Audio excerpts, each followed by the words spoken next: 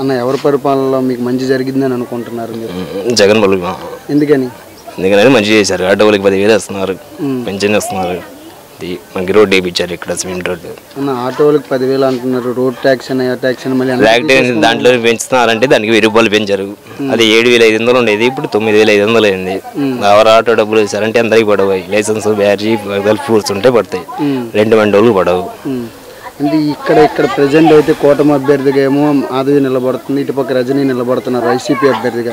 వాళ్ళిద్దరిలో ఎవరు వస్తే మంచి జరిగిద్దని మీరు అనుకుంటున్నారు? రాజశేఖర్ వైఎస్ఆర్ ఎందుకంటే ఆయన బాగా చేస్తాడు, మంచి చేశారు.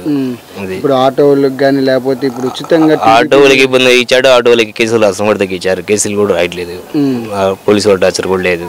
అందుకని ఆటో వాళ్ళకి బాగానే ఉంది. మాకు కూటమి అభ్యర్థిగా ఇప్పుడు నిలబడుతున్న వ్యక్తి ఏంటంటే 6 హామీలు చేస్తున్నారు, సూపర్ 6 అనేసి. ఉచితంగా బస్సు అని, లేకపోతే మహిళలకు 1,500 రూపాయలని, లేదంటే ఉచితంగా 3 గ్యాస్ బండ్లు ఇస్తానని.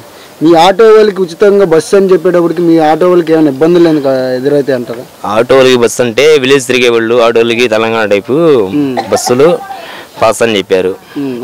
అందువల్ల ఆటో వాళ్ళకి ఇబ్బంది అంటే లాంగ్ బాడీకి ఇబ్బంది. లోకల్ అయితే ఏం లేదు, లోపల సిటీ బస్సులు లేడీస్ కి ఫ్రీ పడితే ఆటో వాళ్ళకి ఇబ్బంది. అది మరి అలాంటి ఇబ్బంది అయిన పరిస్థితుల్లో మీరు ఎలా, ఒకవేళ ఏ గవర్నమెంట్ వస్తే మీకు మంచి జరిగిద్ది అనుకుంటారు? ఏ గవర్నమెంట్ వస్తే మంచిదండి, ఎవరు ఇచ్చినా రాజశేఖర్ రెడ్డి గారు వచ్చినా జగన్ వచ్చినా మంచిది.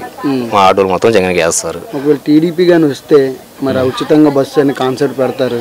కాన్సెప్ట్ పెట్టినా ఇల్లు ఇప్పుడు కర్నూలులో బీహార్ డబ్బి వచ్చి 85 రూపాయలు ఆయిల్, మనకు వచ్చి గుంటూరులో 98 రూపాయలు లీటర్ ఆయిల్ డీజిల్ వచ్చి. అందువల్ల అప్పుడు ఫ్రీ బస్సులు పెట్టారనుకోండి, ఇప్పుడు ఫ్యూచర్లో కూడా ఆటో కూడా వేసుకోలేము. 22 సంవత్సరాల నుంచి బండి వేస్తాం, 100 అయింది ఆయిల్. ఆల్ఫీల్డ్ వచ్చిన 25 రూపాయలు ఆయిల్. మళ్ళీ ఆ రేట్లు ఎలా ఉండేవి, ఆయన తగ్గించే అవకాశం ఉన్నది. అయితే ఇప్పుడు ఇక్కడ వాలంటరీ విధానం కానీ పెన్షన్ ఇచ్చే విధానం కానీ ఎలా ఉందన్న? ఇక్కడ వారంట్లు బాగానే ఉంది. వారంట్లు ఎప్పుడైనా అవసరమైనా వస్తారు. మా అమ్మగారు అంటారు పింఛన్కి రోడ్డు మీదకి వెళ్ళారు, సచివాలయం వెళ్ళారు, ఇంటికి వచ్చి వారంట్లకు డబ్బులు ఇస్తారు. ఇప్పుడు వారంట్లు డబ్బులకి వచ్చి ఇచ్చేది జగన్ గారు పెట్టిందేగా. అంతకుముందు ఏమైందంటే హ్యాండిక్యాప్స్ కానీ ముసలోళ్ళు కానీ ఆ స్కూల్ దగ్గరికి వెళ్ళి తెచ్చుకోవాలా, ఆ ఇబ్బంది లేదు, ఇంటి దగ్గరికి వచ్చి ఇంటి దగ్గర పింఛన్ ఇస్తారు. అయితే ఇక్కడ మాధవి గెలిస్తే బాగుంటుంది అంటారు, రజనీ గెలిస్తే బాగుంటుంది అంటారు?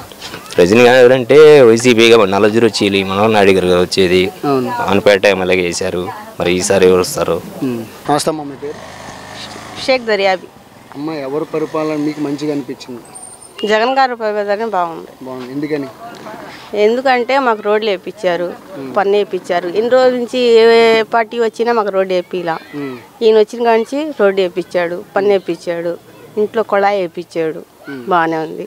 సోట్లు ఇచ్చాడు, ఇళ్ళు కట్టిస్తానన్నాడు, అమ్మ ఒడి వేస్తున్నాడు, రుణమాఫీ చేశాడు, బాగానే ఉంది మాకు. ఇక్కడ కూటమి అభ్యర్థిగా ఇక్కడ మాధవి నిలబడుతున్నారు, ఇక్కడ రజనీ వైసీపీ అభ్యర్థిగా. వీళ్ళిద్దరిలో ఎవరు వస్తే మంచి జరిగిద్ది? రజనీ వస్తేనే బాగుంది. ఎందుకని? ఎందుకనంటే బాగా చేసిద్దని. అది అంటే ఇంతకు ముందు ఎక్కడొచ్చి పేటలో ఉన్న వ్యక్తి ఇక్కడికి వచ్చి నిలబడింది. అంతకుముందు పింఛను వీళ్ళందరూ అక్కడ వెళ్ళి తెచ్చుకునేవాళ్ళు పింఛన్ ఇచ్చే కాడ. ఇప్పుడు ఇళ్ళకి వచ్చి ముసలాళ్ళకి వాలంటీర్లు పెట్టి ఏమైనా రాపియాలంటే చేయాలంటే కూడా వాళ్ళు వాలంటీర్లు వస్తున్నారు, చేపిస్తున్నారు. ఇదే 10 సంవత్సరాల కింద ఎవరు చేయలేదు కదా, ఈయన పెట్టాడు కదా, మాకు అది బాగుంది.